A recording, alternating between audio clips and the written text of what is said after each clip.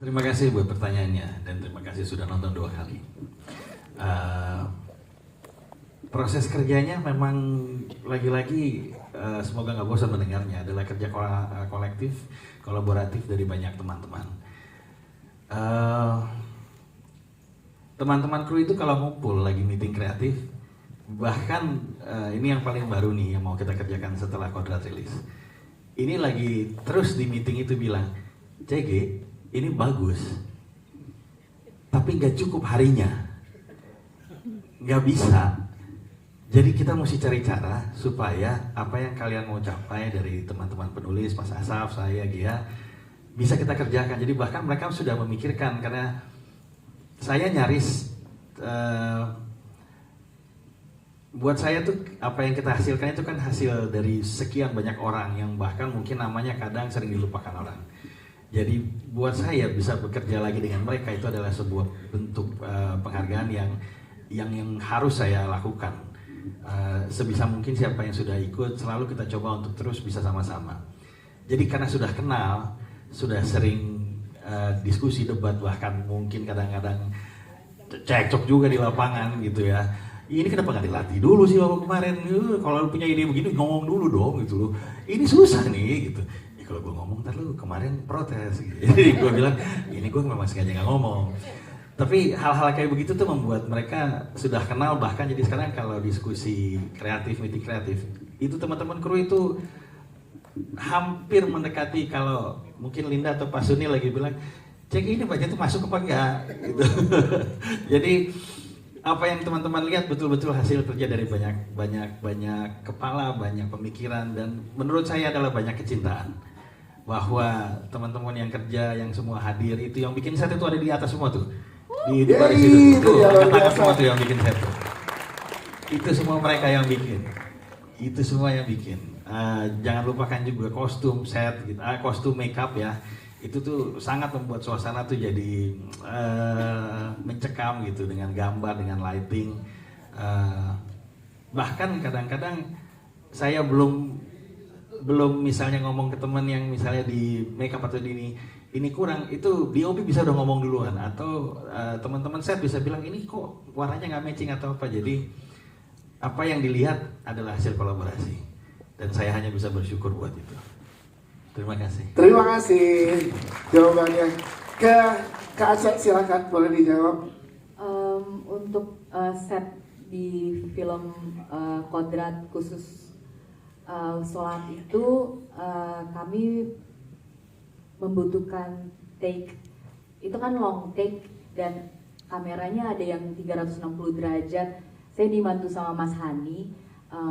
Memang Mas Hani DOP kita ya, Director of Photography. Sebelum adegan itu dan sebelum adegan opening kodrat 9 menit yang Aziz jadi seduce sama Aswala, itu sehari sebelumnya saya bertemu sama Mas Hani di lobi hotel. Dia bilang, Aca boleh nggak untuk adegan besok beraniin buka mata kamu gitu.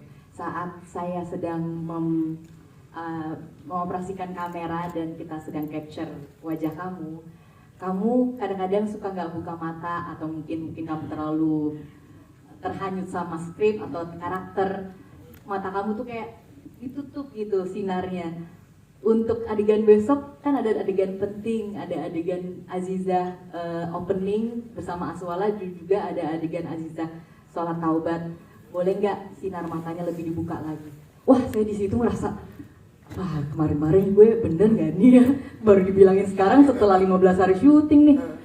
Oke mas, iya ya nanti saya buka mata saya deh gitu. Nah makanya pas adegan itu menurut saya dibantu sama Mas Hani, dan juga berkat dari briefing sama director juga Charles. 3 kali putaran itu 3 kali take. Gak menyangka sih Assalamualaikum Ustadz Kodrat itu menjadi sebuah apa ya, tagline. Iya, tagline yang luar biasa. Itu ide dari teman-teman penulis dan Charles juga. Cuma ketika diulangi lagi, sebetulnya kan Assalamualaikum itu jadi Assalamualaikum. Jadi sesuatu yang sebetulnya sakral jadi menjadi tidak sakral. Nah, ketika di film yang kedua ini, yang ngasih tahu itu justru Aswalanya. Iya. Ketika Aswala bilang Assalamualaikum Ustadz Kodrat menjawab karena dia setan, karena dia iblis. Iblisnya bisa bilang, apakah kamu tidak apa namanya tidak sudah lupa dengan rahmat kan. Assalamualaikum warahmatullahi wabarakatuh itu artinya kan apa namanya rahmat untuk kamu dari Allah gitu kan. Jadi terkadang kita tuh suka lupa gitu ketika ada teman kita atau orang itu assalamualaikum warahmatullahi wabarakatuh kita nggak pernah jawab. Jadi point of view yang dari Aswala itu sebenarnya luar biasa banget sebenarnya. Secara nggak langsung Aswala itu masih tahu bahwa ketika kita nggak jawab assalamualaikum, ada rahmat Allah yang hilang di kamu gitu. Kamu melupakan 9 pahala dari Allah ketika kamu menjawab itu gitu. Dan kalau nanti teman-teman nonton filmnya lagi, mungkin beberapa yang nonton sudah banyak yang bilang banyak Easter egg-nya. Sebenarnya bukan Easter egg sih, tapi kayak semua yang disebutkan termasuk Aswala itu sebetulnya line-nya itu line yang luar biasa gitu.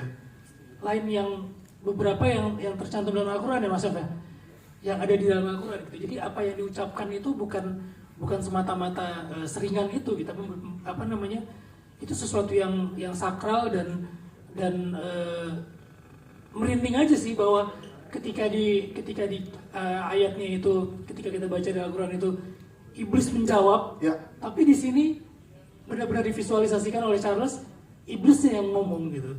Jadi buat saya itulah yang pengen kita bikin beda lagi di apa namanya di Kodrat kedua ini. Semoga hal-hal yang tersembunyi itu bisa teman-teman cari semua. Tersirat itu bisa nyampe ya. Iya, saya udah hampir hatam tapi saya belum. Saya tadi mau bilang saya udah tapi saya puasa. Itu saya belum hatam. Baru puasa sekarang kan baru puasa ke 21 kan Pak? Kan One Dewan Jus Pak. Jadi 21 itu kan.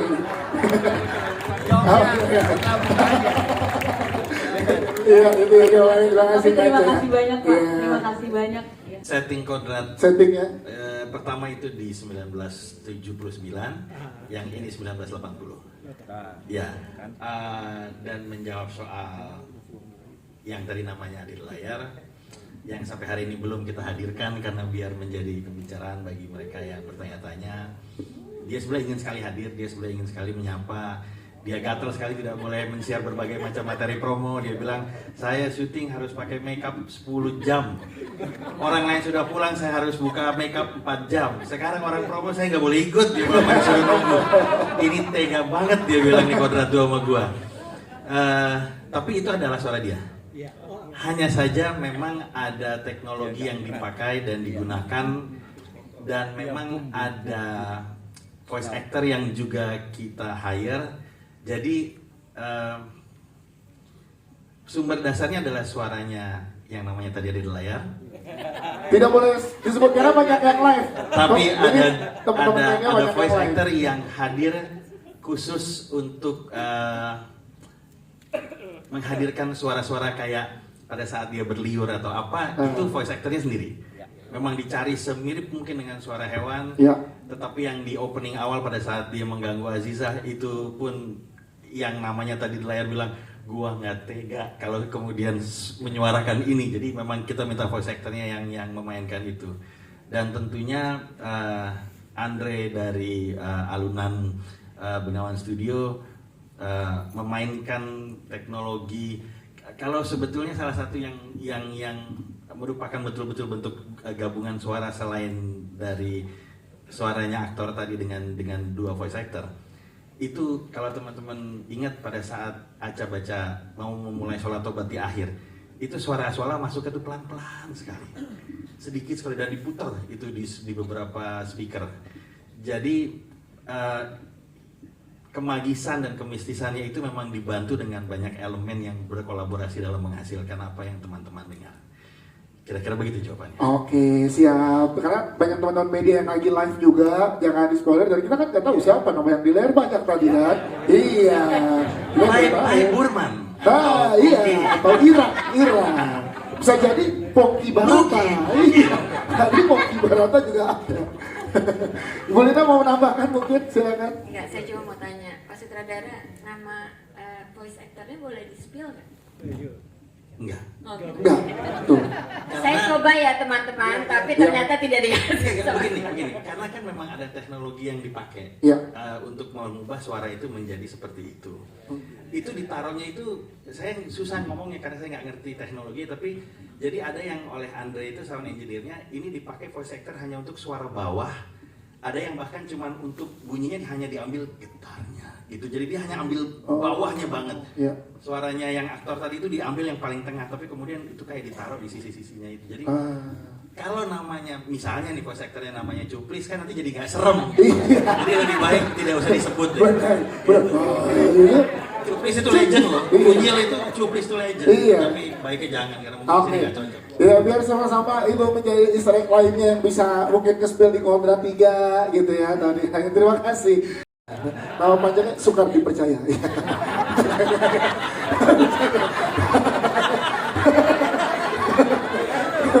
Biar nggak ngantuk aja segini udah mau buka puasa. Mas Asam aja dulu. Kayak Mas Asam dulu silakan Mas Asam. Ya, oke. Pertama, PR-nya adalah ketika sequel 2 ini harus lebih besar, lebih grand daripada sequel 1. Maka kami mencoba mencari semesta cerita yang lebih besar, ya, semesta cerita yang lebih besar. Dan juga setting ruang dan waktu yang berbeda. Kalau Kodrat 1 itu di rural, ya, di desa, maka kita masuk ke area yang urban dan pabrik. Ya.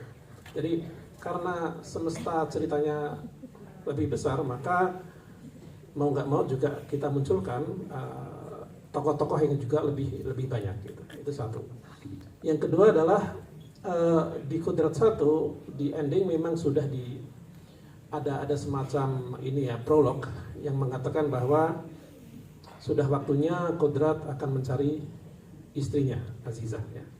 Nah, seperti yang tadi dikatakan Vino ya, bahwa dia sebagai seorang suami memiliki kewajiban ya, itu bagian dari ibadah untuk mencari istrinya dan kemudian menyatukan lagi lembaga perkawinan itu ya. Dan ini tidak mudah ya, itu merupakan perjuangan sendiri.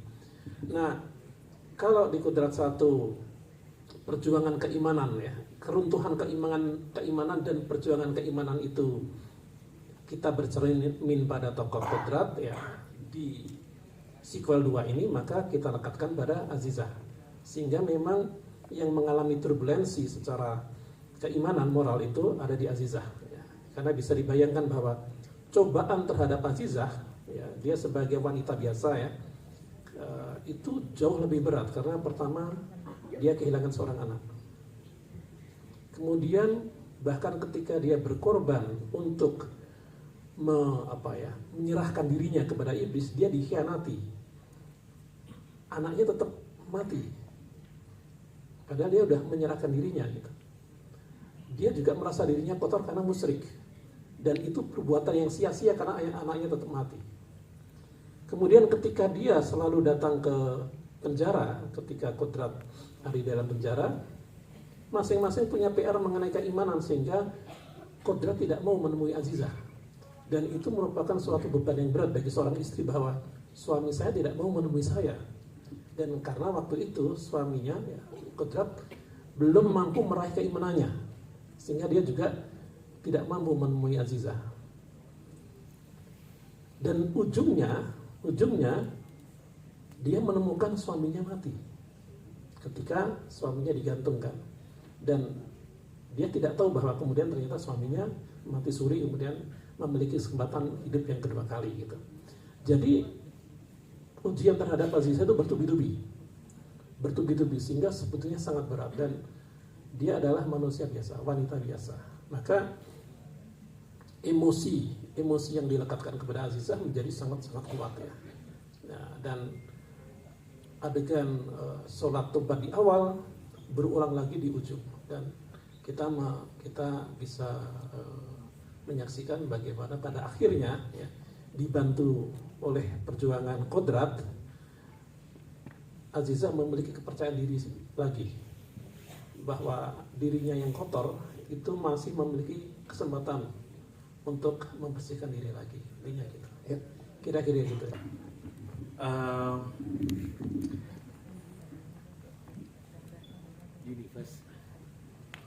Kodrat itu adalah simbol dari harapan kita semua untuk menjadi lebih baik sebetulnya. Bahwa ia dalam cerita dia punya Maunah yang membedakan dia dari misalnya orang kebanyakan, itu merupakan salah satu ciri yang ada di dalam karakternya. Azizah itu hadir dengan sebetulnya kepolosan dia, keapa adaannya. Bahwa dia tidak punya sesuatu yang seakan luar biasa, sebetulnya tidak. Dia punya keimanan dan ketakwaan kepada Tuhan dan kepada suaminya, kepada anaknya, kepada keluarganya. Maka bahkan memohon kepada iblis pun dia lakukan demi anaknya. Itu kelebihannya Azizah. Nah, jadi mereka itu sebagai suami dan istri saling melengkapi. Apa yang membuat Azizah di akhir bisa melewati cobaan adalah karena apa yang dia lihat sedang dihadapi oleh suaminya, dan dia membela itu. Tapi bayangkan kemudian saat Kodrat dengan segala kelebihan yang katakanlah misalnya dilekatkan kepada dia, tetapi dihadapkan dalam situasi harus memilih, mana yang dia mau pilih? Ke atas atau ke sampingnya? Itu kan sesuatu yang sangat juga tidak mudah, dan sebetulnya bebannya semakin besar. Kayak ada film yang bilang, dengan kekuatan yang lebih besar datang tanggung jawab yang juga semakin besar. Itu sebetulnya cobaan yang begitu berat yang dihadapi Kodrat. Nah, film Kodrat kan memang sejak awal kami harapkan, kami doakan, kami cita-citakan sebagai trilogi. Sehingga film kedua ini mengenai pilihan cerita, itu sebetulnya film pertama itu hadir untuk memperkenalkan Ustadz Kodrat dengan ruang waktu yang kemudian dimungkinkan. Tetapi film kedua ini melengkapi apa yang sebetulnya belum terlihat di Kodrat 1, sehingga kemudian Kodrat utuh, dan bahwa Kodrat itu tidak sendiri.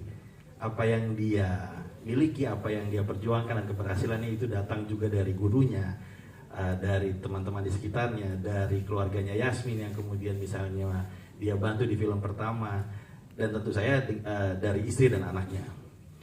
Dan keutuhan yang sekarang kami lengkapi ini hadir untuk mengantar, semoga ya, kita menuju ke Kodrat ketiga, ke akhir triloginya. Amin. Di mana di situ nanti kita akan menghadirkan tujuan yang sebenarnya kenapa Kodrat itu diberi maunah, kenapa dia pernah mengalami mati suri tapi dikembalikan, gitu loh. Perjalanan apa sih yang sebetulnya menjadi Kodratnya, gitu. Ini memang sebuah rangkaian. Makanya kalau ada pembeda antara film yang pertama dan kedua, satu adalah usaha kami dan niat kami untuk mencoba memberikan tontonan yang variatif dan tidak kemudian mengulang sehingga teman-teman mungkin jadi kurang bisa menikmati kalau halnya itu saja. Tetapi di luar itu bahwa memang perjalanan ini kan fluktuatif ya. Menuju ke belakang itu harus ada gradasi yang semakin meningkat gitu. Nah, jadi Kodrat 2 ini adalah perjalanan menuju akhir dari nanti cerita di triloginya Kodrat. Dan jangan takut karena Kodrat itu tetap manusia. Semakin justru dia punya kekuatan dan ini keimanan itu misalnya sekarang menguat, cobaan yang datang juga pasti akan semakin besar. Iya. Karena iblis dan kejahatan tidak akan pernah berhenti mencobai mereka yang memiliki kekuatan dan keimanan. Itu yang akan nanti mudah-mudahan bisa teman-teman saksikan di akhir Kodrat trilogi. Saya merasa bahwa sebetulnya dalam proses syuting sendiri, Vino dengan talenta yang begitu hebat bisa melahirkan Ustadz Kodrat ke hadapan kita semua. Justru di film kedua ini, dia diminta untuk memberikan ruangnya kepada istrinya, kepada Azizah. Dan karena itulah juga dia dipertemukan oleh seorang aktor yang juga punya talenta yang luar biasa. Karena tanpa keikhlasan itu, apa yang bisa kita lihat bersama-sama tadi, saya yakin tidak akan menyentuh. Itu hanya akan menjadi Azizah dan Ustadz Kodrat. Tetapi di dalamnya, justru inilah proses yang kita semua alami dan yang kami syukuri luar biasa, bahwa dengan kerentanan mereka masing-masing, mereka merelakan mereka secara profesi sebagai seorang aktor untuk bisa memberikan tokoh yang ada di dalam film Ustadz Universe kita hidup di dalam kehidupan kita sehari-hari. Well Yes, terima kasih Ibu Lina. Bos Vino, Aku silakan. mau nambahin pertanyaan tadi, Iya. kenapa ketika Kodrat menghadapi iblis-iblis yang lain, jin-jin yang lain tuh dengan sangat powerful gitu, melawan Zaduk, Syakwan ya. Ya. Syakwan dari ketika ketemu Aswala. Aswala, dia bimbang lagi karena Aswala itu punya trauma yang luar biasa buat seorang Kodrat gitu. Jadi kalau kita lihat di yang film pertama itu isinya tentang kehancuran Kodrat karena Aswala gitu. Nah ketika dia ketemu lagi dengan salam yang itu lagi, Kodrat akan kembali ke traumanya yang dulu lagi. Makanya dia punya satu kengerian, Ya. kehilangan. manusiawi. Iya, karena dia punya trauma yang luar biasa terhadap si Aswala ini sebenarnya. Oke, siap. Tepuk tangan sekali lagi dong untuk seluruh jajaran cast dan filmmaker. Closing statement ya, Pak.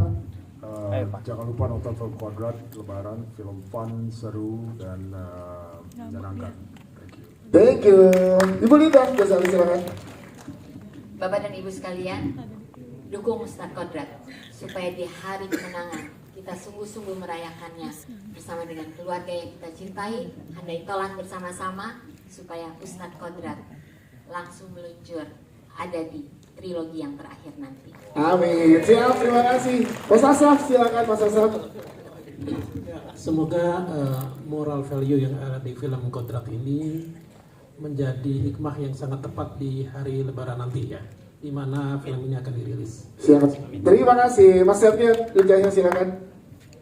Ya, kalau mau menyaksikan sebuah perasaan senang, marah, action, religi, horor, semuanya ada di Kodrat 2. Selamat menyaksikan. Terima kasih. Hana, silakan Hana. Yes, jangan lupa untuk nonton Kodrat di hari pertama Lebaran nanti, karena ini akan menjadi film yang setelah keluar dari bioskop akan selalu jadi buah bibir sampai di rumah sampai waktu yang lama. Amin. Bella Darkian, silakan. 2 kata dari Purwanti. Hidup buruh! Wey. Lebaran 2025, jangan lupa nonton Kodrat. Terima kasih. Mas Doni Alamsyah, silakan Mas Doni.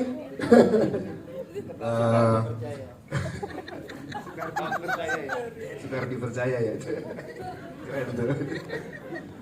Harapan saya Kodrat kedua ini bisa menjadi tontonan keluarga, nonton rame-rame di hari Lebaran, menjadi tontonan yang menyenangkan buat penonton Indonesia.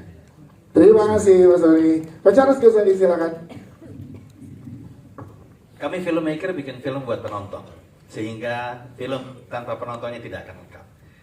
Semakin banyak yang menonton, maka akan semakin lengkap kemenangan Ustadz Kodrat di hari kemenangan di Lebaran 2025. Jangan lupa nonton Kodrat. Terima kasih. Caca, silakan. Kodrat adalah sebuah perjalanan yang luar biasa, membuat hati aku ingin belajar banyak tentang Islam. Dan Vino Bastian adalah partner terbaik untuk menjalani journey ini. Terima kasih. Ada saudara sama prediksi dengerin. Terakhir Ustadz Kodrat kita Mas Vino, silakan. Ya, terima kasih teman-teman semua apresiasinya. Kalau suka sama filmnya, bantu sebarkan sebaik-baiknya berita positif ini di sosial media kalian. Semoga nanti ketika tanggal pas hari Lebaran banyak teman-teman yang nonton ke besok nonton film Kodrat. Terima kasih. Terima kasih. Kita foto bersama. Boleh silakan berdiri teman-teman.